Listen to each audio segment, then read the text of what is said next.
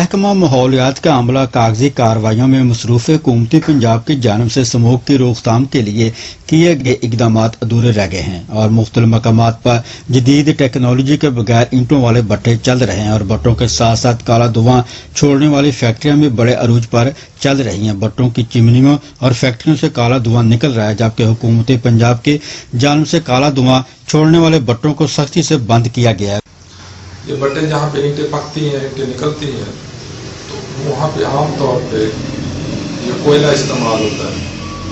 کچھ بٹے اچھی نسل کا کوئلہ استعمال کرتے ہیں، کچھ گھٹیا قسم کا استعمال کرتے ہیں، اور جتنا گھٹیا قسم کا میٹیریل کو استعمال کریں گے اتنا ہی زیادہ کاربن وہاں سے زیادہ نکلے گی اور اتنی ہی ایٹماسفیرک پالوشن اور اتنے ہی کاربن ذرات یا کاربن پارٹیکل ہوا میں وہ زیادہ خارج کریں گے۔